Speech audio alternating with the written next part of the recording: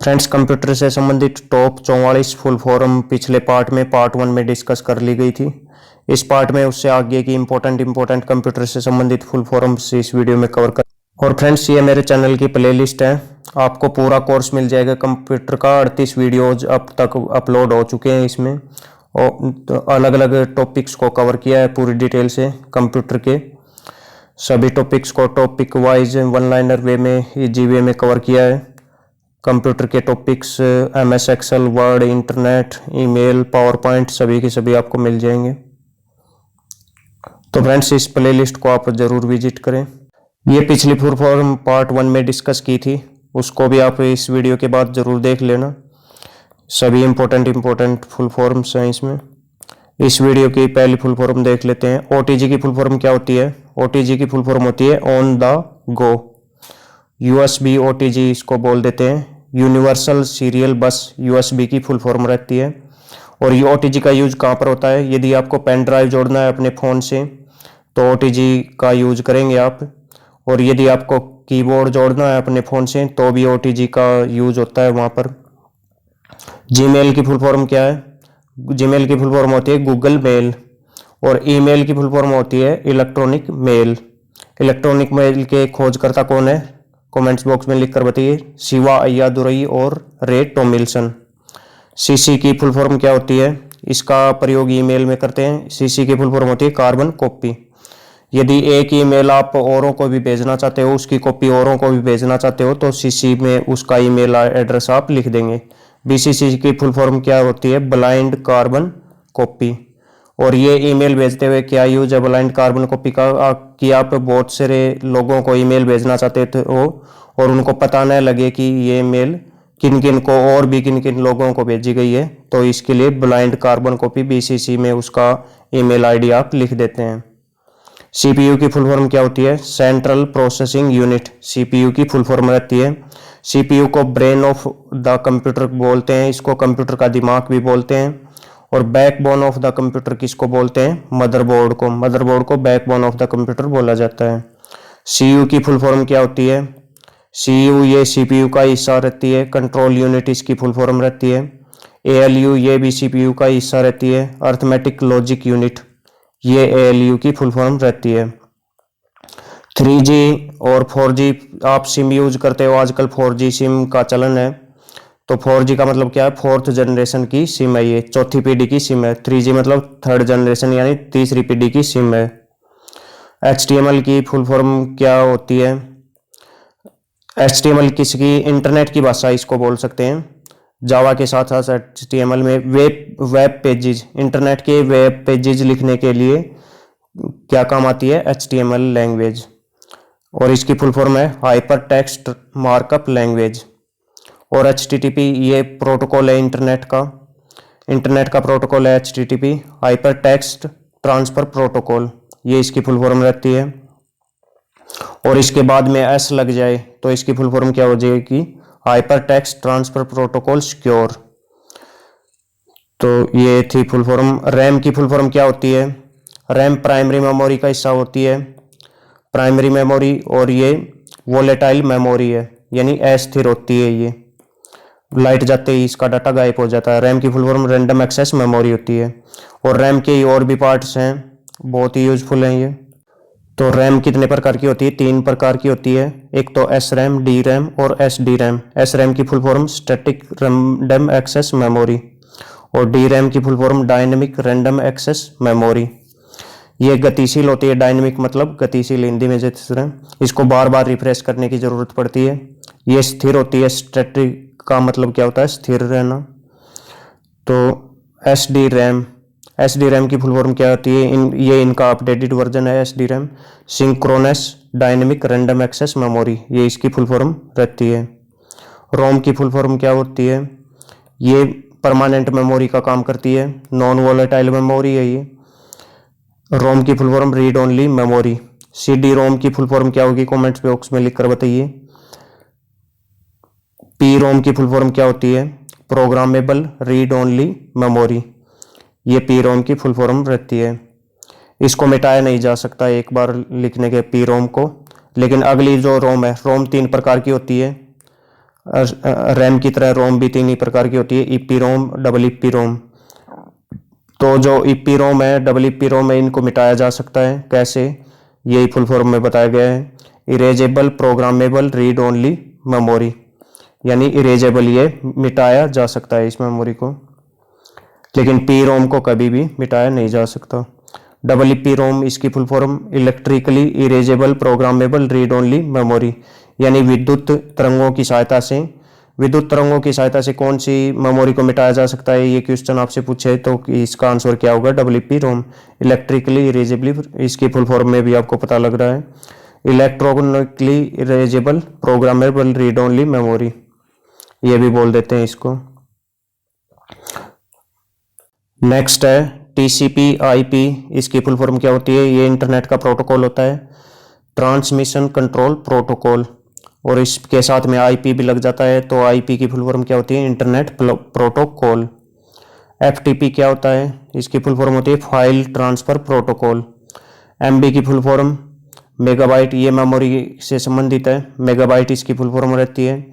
GB की full form gigabyte. Virus की full form होती है vital information resources under seize.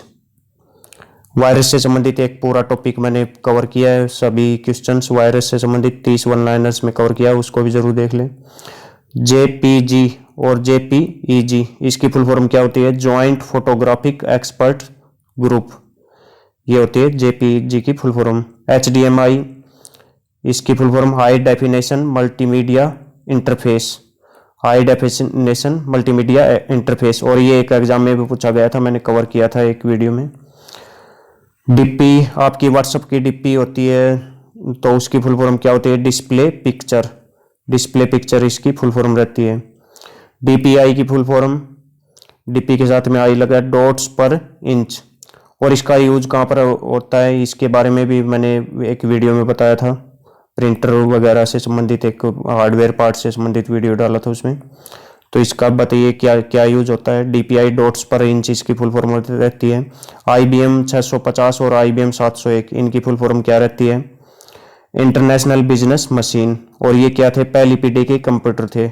These are first generation computers, और भी कंप्यूटर थे पहली पीढ़ी के, उनके क्या क्या नाम थे? एनिएक, यूनिवैक, एडसेक और एडवैक, ये थे पहली पीढ़ी के कंप्यूटर्स, और बहुत यूजफुल हैं पहली पीढ़ी के कंप्यूटर्स, नाम जरूर याद रखें। कई बार एग्जाम्स में पूछ लिया जाता है कि इनमें से कौन सा पहली पीढ़ी का कंप्यूटर नहीं है, तो 3 ऑप्शन में दे देंगे, एक अलग पीढ़ी का कंप्यूटर दे देंगे, एप्पल वगैरह ऑप्शन में दे देंगे। एनिएक की फुल फॉर्म, ये पहली पीढ़ी का कंप्यूटर था, ये दुनिया का पहला कंप्यूटर था, पहला इलेक्ट्रॉनिक कंप्यूटर था। इससे पहले के कंप्यूटर इलेक्ट्रॉनिक नहीं थे, मैकेनिकल टाइप के कंप्यूटर्स थे। तो पहले इलेक्ट्रॉनिक कंप्यूटर का full form electronic numerical integrator and computer calculator, calculator की जगह कई जगह कंप्यूटर भी लिखा मिलेगा, वो भी सही है। तो ये पहले 1946 में बनकर ये तैयार हो गया था, 1944 में दुनिया का पहला कंप्यूटर बना था, पहली पीढ़ी की पहली जनरेशन के दौरान। और जो चार्ल्स बेबेज ने जो कंप्यूटर्स बनाए थे उनके नाम क्या हैं? एनालिटिकल मशीन्स, या क्या क्या नाम है उनके? डिफरेंस मशीन, कमेंट्स में लिखें। यूनिवैक की फुल फॉर्म क्या होती है? यूनिवर्सल ऑटोमेटिक कंप्यूटर, ये यूनिवैक, ये भी पहली पीढ़ी का कंप्यूटर था, और ये पहला व्यावसायिक कंप्यूटर था, पहला कमर्शियल कंप्यूटर था दुनिया का, यूनिवैक। ट्रिपल एल की फुल फॉर्म क्या होती है? ये होती है low level language, triple L की फुल फॉर्म। और निम्न स्तरीय भाषा, हिंदी में बोलेंगे इसको, मशीन लैंग्वेज और असेंबली लैंग्वेज, ये दोनों दो ही मेन हैं, निम्न स्तरीय भाषा, लो लेवल लैंग्वेज दो ही हैं। और पहली पीढ़ी और दूसरी पीढ़ी के कंप्यूटर्स में इनका प्रयोग किया गया था, पहली पीढ़ी के कंप्यूटर में मशीन लैंग्वेज, सेकंड पीढ़ी के में assembly language. High level language, HLL की full form high level language. High level languages कौन कौन सी हैं? ये हैं फोर्ट्रान और कोबोल। फोर्ट्रान की फुल फॉर्म फॉर्मूला ट्रांसलेशन, ये हाई लेवल लैंग्वेज है और इसका वैज्ञानिक कार्यों में यूज होता है। कोबोल, इसका व्यवसायिक यानी बिजनेस से संबंधित कार्यों में यूज होता है, common business oriented language COBOL. Second generation of computer के दौरान इनका विकास पहली बार इनको खोजा गया था और बाद में इनका विकास होता गया, आज भी ये प्रयोग होती हैं। आईसी की फुल फॉर्म क्या होती है? आईसी की फुल फॉर्म होती है इंटीग्रेटेड सर्किट। और ये आईसी चिप्स किसकी बनी होती हैं? सिलिकॉन धातु की बनी होती हैं। और आईसी की चिप की खोज किसने की थी? जैक किल्बी ने। जैक किल्बी इसके आविष्कारक हैं। तो ये थर्ड जनरेशन के कंप्यूटर्स का मेन पार्ट थी, ये पॉइंट भी याद रखें। थर्ड जनरेशन के जो कंप्यूटर था उनका मेन कंपोनेंट क्या था? IC chips. फर्स्ट जनरेशन के कंप्यूटर का मेन कंपोनेंट था वैक्यूम ट्यूब। सेकंड जनरेशन के कंप्यूटर्स का मेन कंपोनेंट था ट्रांजिस्टर। और चौथे जो जनरेशन के कंप्यूटर थे उनका माइक्रो प्रोसेसर मेन कंपोनेंट था। और पांचवी का आगे आपको बताया जाएगा। वर्तमान में पांचवी पीढ़ी चल रही है, आर्टिफिशियल इंटेलिजेंस एआई, उसका मेन कंपोनेंट है VLSI। ये है वेरी लार्ज स्केल इंटीग्रेशन। ये कौन सी पीढ़ी में प्रयोग हुआ था? चौथी पीढ़ी में, माइक्रो प्रोसेसर के साथ। ULSI ये पांचवी पीढ़ी, वर्तमान पीढ़ी का मेन कंपोनेंट है ULSI। AI भी इसी का हिस्सा है, पांचवी पीढ़ी के कंप्यूटर का भी। ULSI की फुल फॉर्म आती है ultra large scale integration. AI की full form artificial intelligence.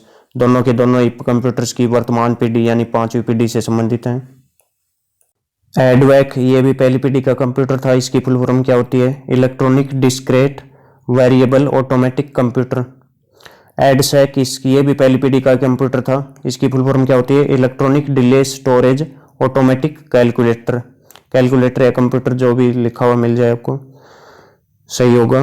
Prologue की फुल फॉर्म, ये पांचवी पीढ़ी के कंप्यूटर्स की भाषा है प्रोग्रामिंग इन लॉजिक, ये इसकी फुल फॉर्म है।